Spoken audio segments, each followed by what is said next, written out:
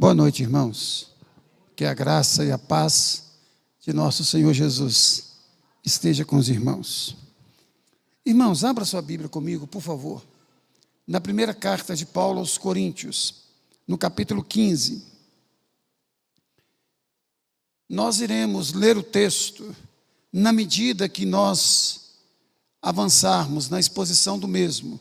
Deixa sua Bíblia aberta aí. 1 Coríntios 15, 35 em diante.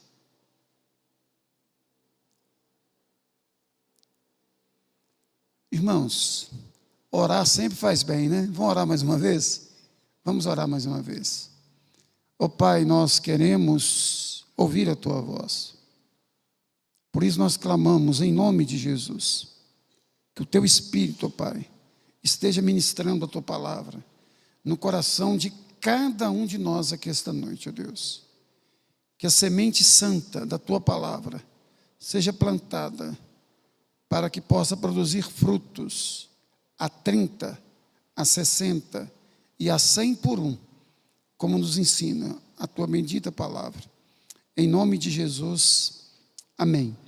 Irmãos, hoje é o quarto e derradeiro estudo neste capítulo que trata, como nenhum outro, da doutrina da ressurreição dos mortos. A doutrina da ressurreição é uma doutrina central nas Escrituras, tanto quanto a expiação de Cristo, a justificação pela fé, a adoção. Nós não podemos tratar a doutrina da ressurreição como se fosse um assunto de somenos importância. Textos como 2, que eu vou citar aqui agora, deixam bem claro essa verdade a respeito da centralidade da doutrina da ressurreição dos mortos. Primeiro, Romanos 6, 4 e 5. Diz assim: fomos sepultados com Ele na morte pelo batismo. Ou seja, na morte de Cristo, nós fomos batizados com Cristo. Morremos com Cristo. Mas o mesmo versículo diz: para que como Cristo foi ressuscitado dentre os mortos, pela glória do Pai, assim também nós, que fomos ressuscitados com Cristo, andemos nós em novidade de vida, porque se fomos unidos com Ele, na semelhança da sua morte, também seremos a semelhança dele na sua ressurreição. Perceberam? A mesma Bíblia que trata a doutrina da morte substitutiva de Cristo como sendo central, trata também da ressurreição. Outro texto: porque o amor de Cristo nos constrange, julgando nós assim, que se um morreu por todos, logo todos morreram, e ele morreu por todos, para que os que vivem não vivam mais para si, mas para aquele que por eles morreu e ressuscitou. 2 Coríntios, capítulo 5, verso 14.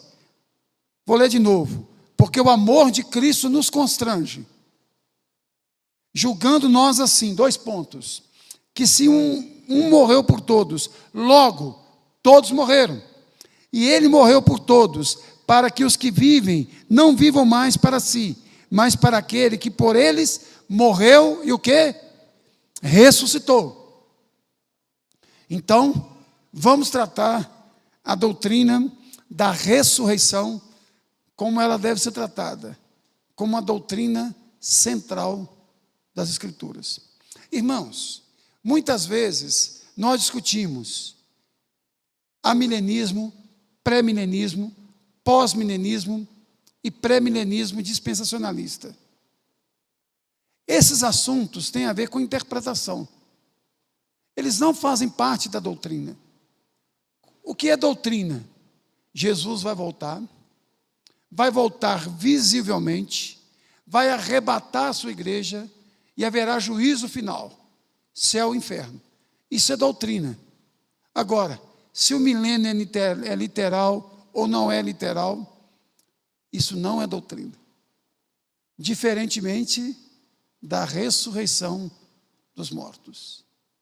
Se nós não cremos na ressurreição dos mortos, como nos é ensinada, nós não somos cristãos. Nós não somos cristãos. Então vamos para o texto, irmãos. Primeiro, como os mortos ressuscitarão? É uma pergunta. Como os mortos ressuscitarão? Paulo, para explicar essa verdade bíblica, ele usa 3 figuras. A primeira delas, a figura da semente. Olha comigo aí, verso 35 a 38. Mas alguém dirá: como ressuscitarão os mortos? E em que corpo vem? Insensato. O que semeais não nasce, se primeiro não morrer. E quando semeais, não semeias o corpo que há de ser, mas o simples grão, como de trigo ou de qualquer outra semente. Mas Deus lhe dá o corpo, como lhe aprouve dar, e cada uma das sementes o seu corpo apropriado. Irmãos, os gregos defendiam a seguinte tese: a ressurreição dos mortos, ela é impossível, ela não acontece de jeito nenhum. Por quê? Diziam os gregos, porque quando nós morremos, nós somos enterrados, ou seja, o nosso corpo se transforma em pó, e nós passamos a fazer parte de quê? Do solo. O que acontece? Outros seres vivos passam a se alimentar do nosso corpo. Ou seja, nós somos enterrados, nós misturamos com a terra e nos tornamos alimentos para outros seres vivos. Diziam isso. Só que o apóstolo Paulo usa essa ilustração aqui da semente para questionar essa visão grega. Mas antes, olha de quê? Olha o que ele usa aí, no verso 36. Insensatos. Ele diz, olha, quem pensa assim é insensato, não tem sensatez. Aí ele diz, o que semeais não nasce, se primeiro não morrer. Irmãos, a semeadura, o sepultamento de uma pessoa é como se fosse uma semeadura. Por exemplo, quando você joga um grão de milho no solo e cobre aquele grão que você jogou, ele tem primeiro que morrer. E aquele grão que você jogou na terra, ele não sai na espiga, sai outros grãos, que vem de qual grão? Aquele que você lançou na terra. Ou seja, irmãos, Paulo, ele usa a figura do sepultamento de uma pessoa a uma semeadura. Ou seja, nós somos lançados, mas nós ressuscitaremos com um novo corpo. Paulo aqui está usando a mesma linguagem usada por Jesus. Quando Jesus disse a respeito dele mesmo, em verdade vos digo, se um grão de trigo caindo na terra não morrer, fica ele só. Mas se ele morrer, ele produz o quê? Muitos grãos. Muitos grãos. Então Paulo está dizendo o seguinte, olha, você está achando o quê? Que vocês depositaram Geraldo Márcio na terra, e é o mesmo corpo que vai nascer? Não. Vai nascer outro corpo. Aí ele começa a elencar como que vai ser este corpo. Ele diz que este corpo corruptível, ele vai ressurgir dentre os mortos, porém, de forma incorruptível. Olha o verso comigo, 42 aí. Pois assim também é a ressurreição dos mortos. Semeia-se o corpo na corrupção, ressuscita na incorrupção. Semeia-se em desonra, ressuscita em honra. Corpo corruptível aqui, irmão, significa o corpo que nós temos hoje. Este corpo que cansa, este corpo que envelhece, este corpo que adoece, este corpo que morre. É isso que Paulo está dizendo. Este corpo que envelhece, cansa, adoece, que é o corpo corruptível, ele morre, mas vai ressurgir um corpo incorruptível, que não vai cansar mais, que não vai envelhecer mais, que não vai adoecer mais e que não vai morrer mais. E Paulo usa uma expressão também bem interessante aqui, corpo natural. Verso 44, semeia esse corpo natural, ressuscita esse corpo espiritual. Se há corpo natural, há também corpo espiritual. Corpo natural aqui é corpo apropriado para esse ambiente que nós temos aqui hoje, que é um ambiente caído, pecaminoso, por isso que nós morremos. Corpo natural nada mais é do que um corpo que está ambientado a este mundo. É o corpo que Gênesis vai dizer que foi formado do pó da terra. Que Gênesis vai dizer, do pó viestes, e do pó e para o pó voltarás. Aí, irmão, vou até aproveitar essa palavrinha aqui para abrir um parênteses aqui. Eu ainda não fiz, mas vou fazer na minha casa. É uma ideia que um pastor deu há muitos anos atrás. Todos nós deveríamos ter em casa um vaso, de preferência um vaso transparente, de vidro, e enchê-lo de terra. Enchê-lo de terra. E não plantar absolutamente nada nele. E este vaso deveria ficar no lugar mais visível da casa, para que você lembrasse toda hora que você veio do pó e que você vai voltar para o pó. Compra o vaso lá, tá, irmão José? Nós vamos colocar lá em casa, nós vamos colocar esse versículo nele. A gente está precisando. É igual o púlpito dessa igreja aqui, ó. Atenção, prega a palavra. Está escrito aqui, ó. Nós deveríamos ter isso mesmo em casa. Irmãos, Paulo diz também no verso 42. Olha comigo aí. Semeia-se em desonra, ressuscita em glória. Irmãos, na maioria das vezes, as pessoas morrem de quê? De doença, de acidente. Então, na maioria das vezes, as pessoas são sepultadas com o corpo deformado, com o corpo doente. Por isso que é de desonra. Mas diz o texto que nós ressuscitaremos em honra. Deixa eu contar uma história para os irmãos. Na pandemia eu fui convidado para pregar em um velório dentro do cemitério. A pessoa que havia falecido de Covid, ela tinha dinheiro para comprar, na minha opinião, todas as lojas de roupa do calçadão. No entanto, ela foi enterrada com um saco plástico, vedado em cima, num caixão doado pela prefeitura, porque ninguém podia tocar no corpo, nem para trocar o cadáver. Isso é um exemplo do que Paulo está dizendo aqui. Sepulta em desonra, ressuscita em honra. Irmãos, olha o que diz a palavra de Deus em Filipenses 3, 20 e 21.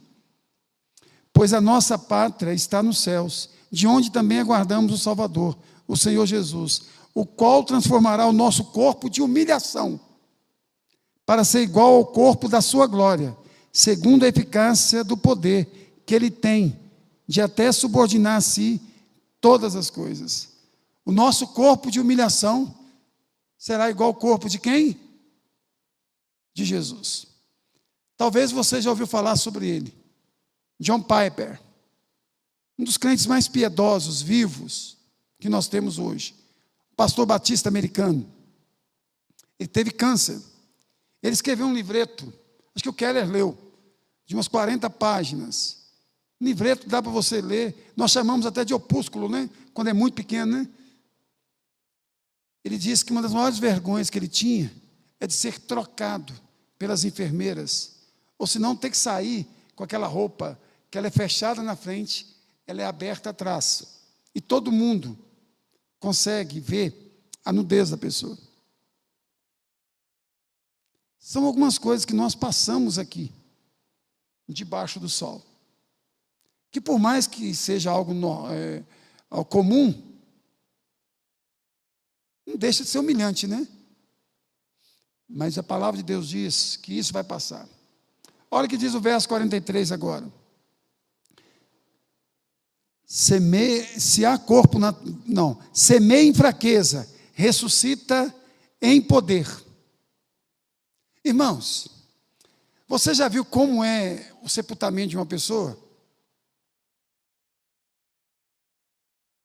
Se você quiser sepultar a pessoa de cabeça para baixo, você sepulta.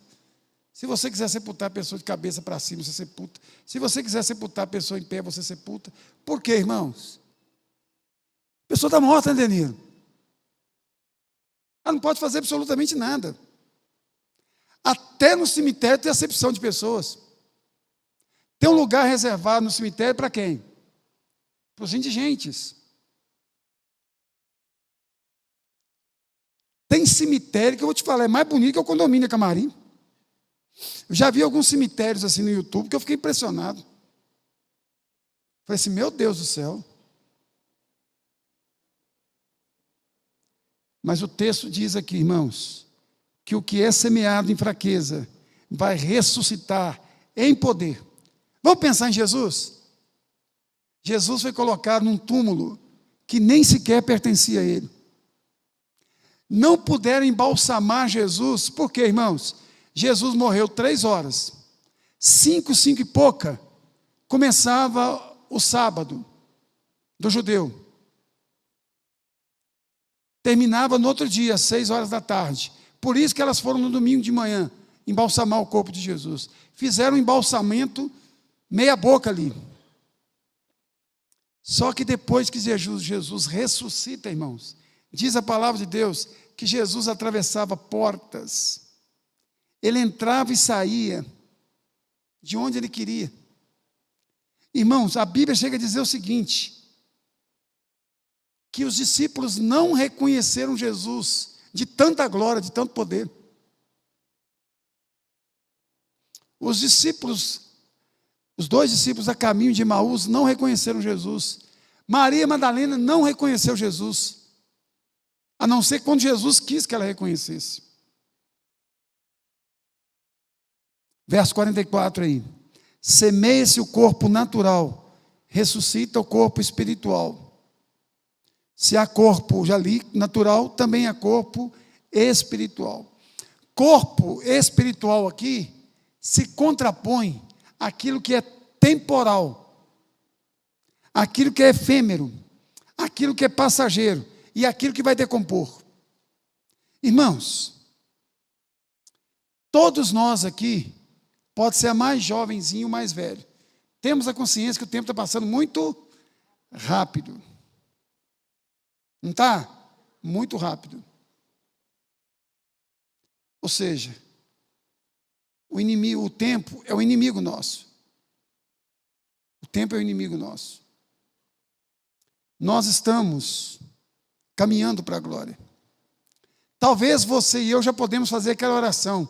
Afasta-se a terra, aproxima-se o céu. Estamos entrando na glória. Toda hora a gente está aproximando da glória. Tem hora que alguém não crente quer puxar uma conversa comigo, ele fala assim, Geraldo, a morte está aproximando toda hora, né? Aí eu falo assim, não senhor, está aproximando a vida. Aí eu explico para ele o que eu quero dizer com isso. Mas para vocês aqui, eu estou sendo mais direto, está aproximando a morte. Irmãos, o espiritual aqui é o corpo perfeito, sem mácula, sem a presença do pecado e dos seus subprodutos. É o corpo à semelhança do corpo de Jesus. Irmãos, como que vai ser o nosso corpo? Nós não sabemos. Com qual idade que nós teremos lá? Não sei.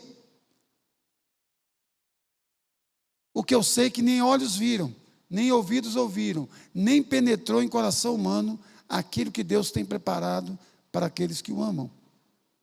Ou seja, nós não temos noção da beleza, da glória. Tem gente que pergunta assim para mim, mas se eu morrer com 100 anos, eu vou chegar e andar com a bengala? Pelo amor de Deus, né? Então, se morrer com bebê, vai ficar lá.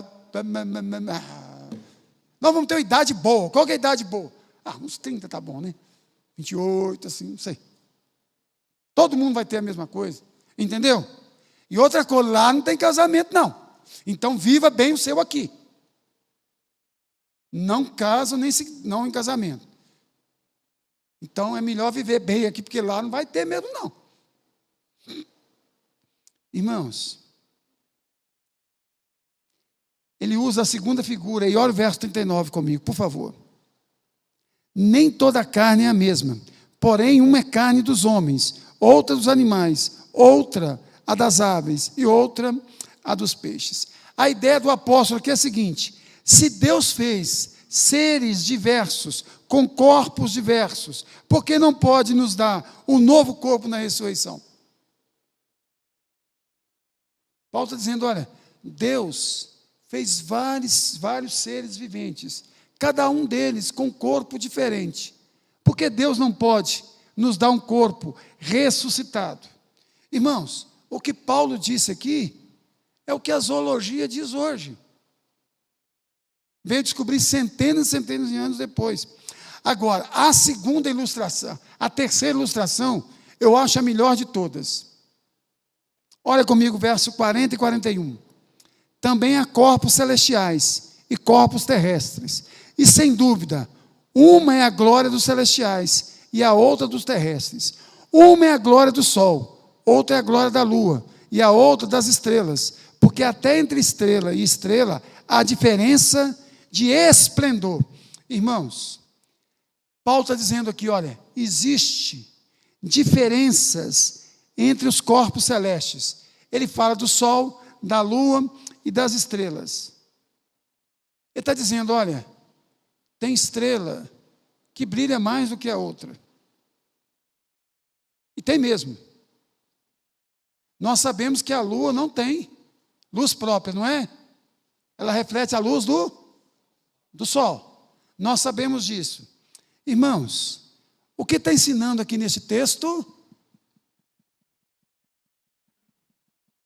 No céu, nós seremos todos iguais, no sentido de que todos nós estaremos felizes, satisfeitos e tudo. Mas tem gente que vai brilhar mais lá.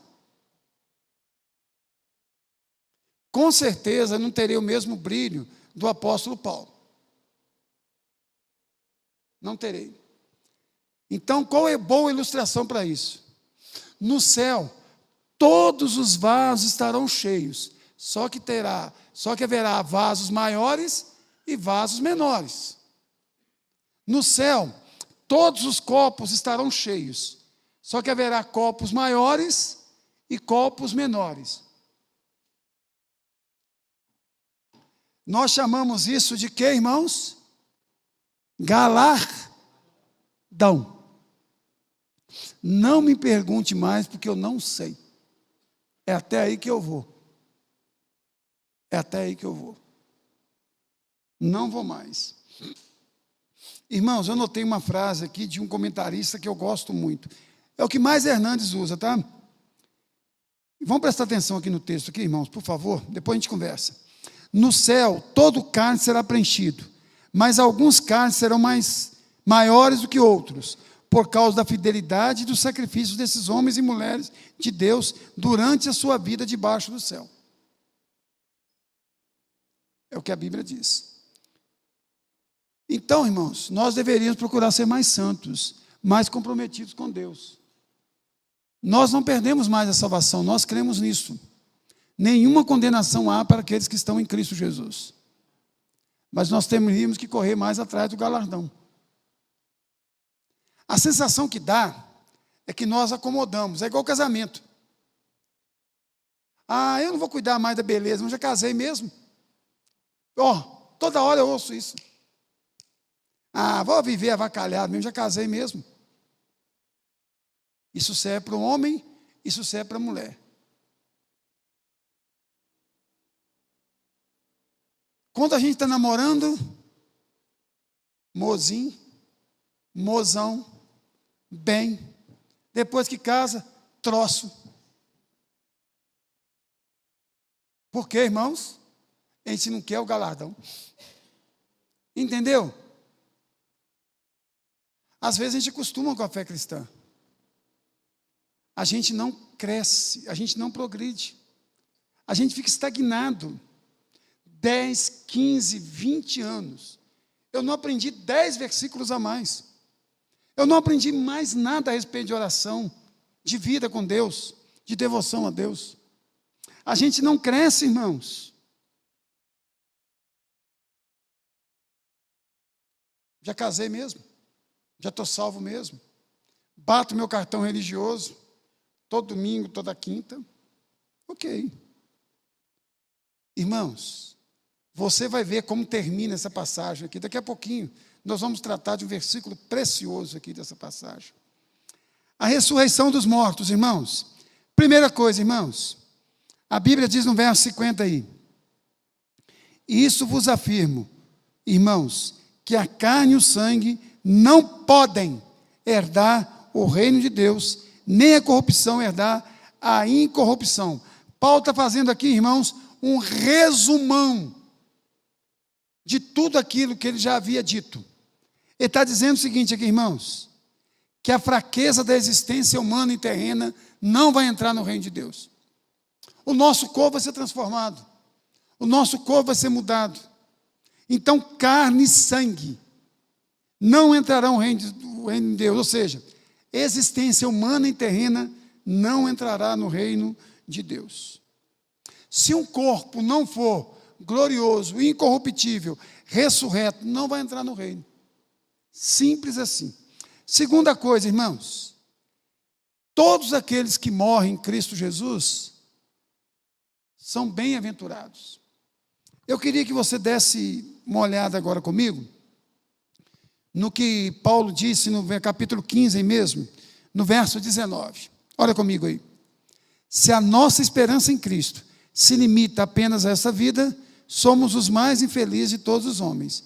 Verso 20. Mas, de fato, Cristo ressuscitou dentre os mortos, sendo Ele as primícias dos que dormem.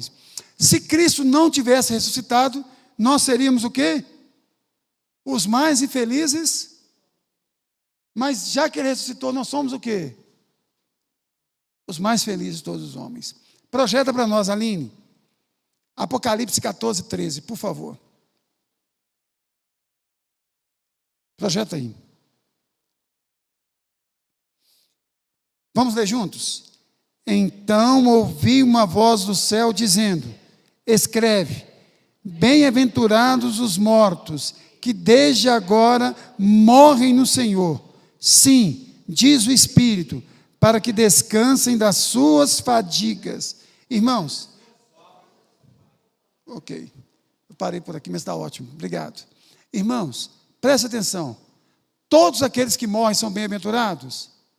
Ou só os que morrem no Senhor? Dê de novo o texto, Aline, por favor. Põe de novo. São todos? Ou só os que morrem no Senhor?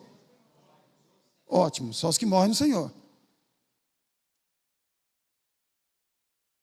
Irmãos, como se dará a ressurreição dos mortos?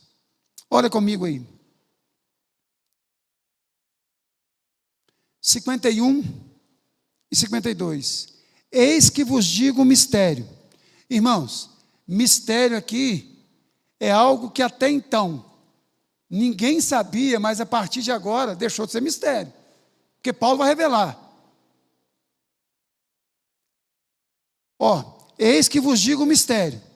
Ele vai revelar. 2 pontos aí, Nem todos dormiremos, mas transformados seremos todos. No momento, no abrir e fechar de olhos, ao ressoar da última trombeta, a trombeta soará, os mortos ressuscitarão incorruptíveis, e nós seremos transformados. Irmãos, deixa eu dizer uma coisa para você. Quando Jesus voltar, vai haver ressurreição. Aqueles que morreram no Senhor irão ressuscitar. E os que morreram fora do Senhor irão ressuscitar também. Todos, aqui é todos, todos. Os que morreram em Cristo, glória. Os que morreram fora de Cristo, juízo final. Agora, e se nós estivermos vivos, gente? Que prejuízo é este? Eu vou com a perna doendo para o céu? Aí não, hein? Diz a Bíblia que nós seremos o quê? Transformados. Irmãos, e você sabia que nós já temos um avant-première? Quem sabe o que é um avant-première aqui? Por exemplo, quando vai lançar um filme, antes do lançamento do filme, algumas poucas pessoas são chamadas para assistir. Isso é avant-première. Nós temos o avant-première na Bíblia. A transfiguração de Jesus. A transfiguração de Jesus. Quem apareceu do lado de Jesus? Moisés e Elias. Ali nós já temos o que vai ser. Era tão glorioso que os discípulos não aguentaram. O fulgor, a beleza. Pedro ficou tão encantado que queria fazer 3 tendas. Irmãos, projeta para nós, Aline, por favor. 1 Tessalonicenses 4, 16, 18.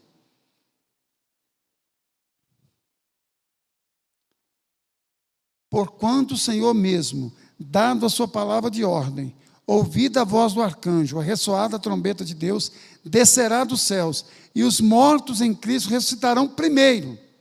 Depois nós, os vivos, os que ficarmos, seremos arrebatados juntamente com ele entre nuvens, para o encontro do Senhor nos ares. E assim estaremos para sempre com o Senhor. O que diz o finalzinho do texto? Vamos ler juntos? Consolai-vos, pois, uns aos outros com essa palavra. Irmãos, a palavra da ressurreição é a palavra de consolo. Consolai-vos, pois, uns aos outros com essas palavras. Que palavras são essas? Que haverá a ressurreição dos mortos.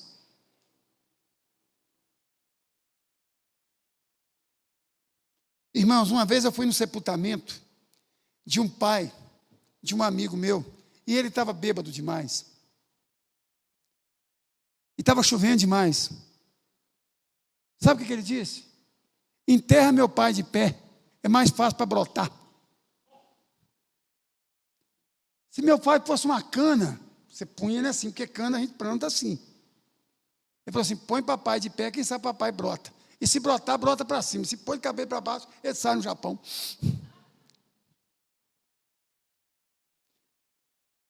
O que mais vai acontecer, irmãos? 54 e 57, vamos aí. E quando este corpo corruptível se investir de incorruptibilidade, e o que é mortal se revestir de imortalidade, então se cumprirá a palavra escrita: tragada foi a morte pela vitória. Onde está a morte, a tua vitória? Onde está a morte, o teu aguilhão? O aguilhão da morte é o pecado, e a força do pecado é a lei. Graças a Deus que nos dá a vitória. Por intermédio de quem, irmãos? De nosso Senhor e Salvador, Jesus Cristo.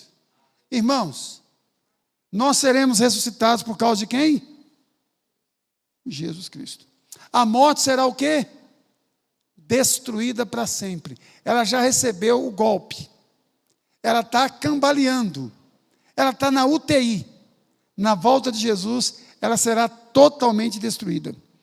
Por favor, Aline, Apocalipse capítulo 20, verso 14.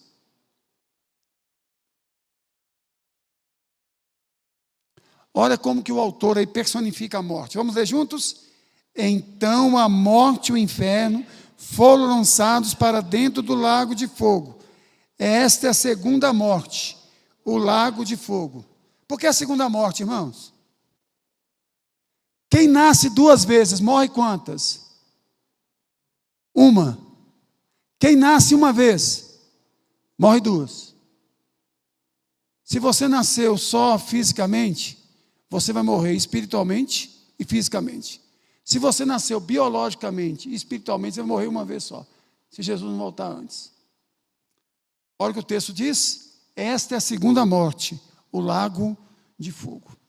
Irmãos, antes de caminhar para a conclusão, eu quero ler algo que eu achei extraordinário. Preste atenção, devia ter dado para projetar. A ressurreição de Cristo destrona a tirania da morte, destrói o seu terror e vence seu domínio, mantém anjos guardando o nosso túmulo, semeia esperança e imortalidade na ruína. Sua ressurreição abre para nós um caminho através do sombrio domínio da morte. Através dela a corrupção se veste de incorruptibilidade e a mortalidade se reveste de imortalidade. A morte é tragada, nossos lábios moribundos cantam a canção da vitória, e o momento da morte transforma-se no momento maior da coroação. Coroação. Então, irmãos, agora eu quero terminar fazendo 4 aplicações aqui. A primeira delas, a ressurreição é uma doutrina, repeti mais de 10 vezes isso aqui, central da fé cristã. Então eu quero dar uma palavrinha para vocês. Quando você quer dizer para alguém, eu vi mesmo, eu tenho certeza, eu vi, você usa a seguinte expressão: eu vi com esses olhos que a terra há de... Não fala isso mais. Eu vi com esses olhos que hão de ressuscitar. Para você ser mais bíblico. O cara vai ficar até doido ao que você falar um trem desse. Entendeu? Esses olhos que hão de ressuscitar. Segunda coisa, irmãos, a ressurreição de Jesus autentica o seu sacrifício. É prova que o seu Pai aceitou o seu sacrifício. Nenhum cordeiro do Antigo Testamento que apontava para Cristo ressuscitou. Nenhum. Nenhum.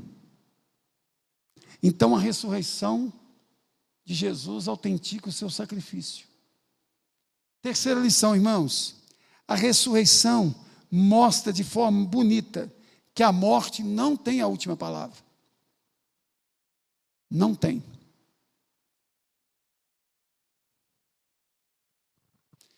Por último, irmãos, a ressurreição nos mostra que a vida não é um simples viver, nem a morte um simples morrer.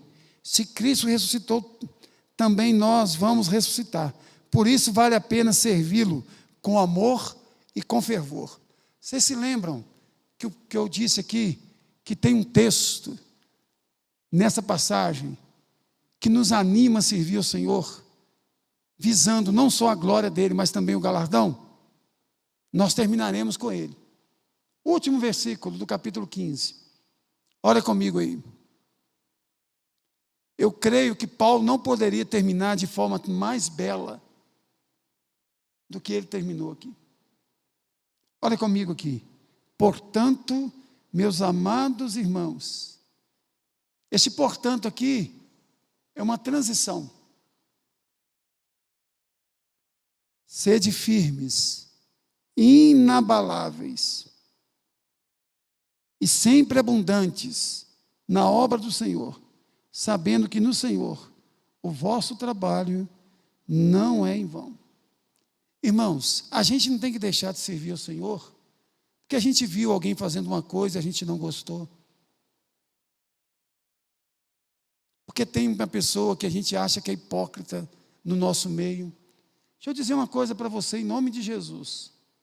Se você e eu queremos ser discípulos de Jesus, nós temos que entender que nós vamos ter que aprender a caminhar com Judas. Com Demas, com Alexandre o Latoeiro, com aqueles irmãos que traíram o apóstolo Paulo. Irmãos, nós não podemos desanimar na fé, porque nós não servimos a homens, nós servimos ao Senhor. O texto diz aqui: sede firmes e inabaláveis, sempre abundantes na obra do Senhor. Inabaláveis. Às vezes qualquer coisinha abala a nossa fé. Qualquer coisa nos afasta da presença do Senhor. Às vezes uma palavra mal dita por alguém, uma ofensa, a gente desanima com Deus. No entanto, irmãos, Paulo diz, firmes, inabaláveis e sempre abundantes. Não significa que você tem que ir na igreja de segunda a segunda, não. Você tem família. Você faz favor de ficar com seu marido, com seus filhos, cuidar bem deles. Aqui no Vale do Sol, nós não pegamos aí que tem que ficar todo dia aqui, não. Tem os dias de culto, mas tem os dias que você tem que ficar com sua família. E o dia que você tiver um pai ou uma mãe doente, fica aí no hospital, não precisa vir no culto, não. Mas se você quer fazer festa no domingo, não faça. Faça no sábado. E me convida. Porque no domingo é dia do Senhor e no domingo também eu não posso ir. Tá bom? Só se for almoço, aí eu vou. Você faz festa no domingo, você não vem na igreja e eu não vou na sua festa, eu perco também. Então, duas coisas erradas aí. Faz festa não no domingo. Evita de fazer na quinta-feira também. Se fizer na quinta, eu vou depois das 8h30. No domingo eu não vou hora nenhuma se for depois do culto. Termina aqui, sabendo que no Senhor o vosso trabalho não é. Quem se lembra do que significa a palavra vão aqui? Vocês se lembram? Se Cristo não ressuscitou, é vã a nossa fé? É vã a nossa pregação? Vocês se lembram que eu tratei muito esse assunto aqui? Vã é vazio, inútil, sem sentido. Diz o texto aqui, irmãos, que o nosso serviço ao Senhor não é algo sem sentido, não é algo inútil. Pelo contrário, é extremamente útil. Que Deus nos abençoe, irmãos.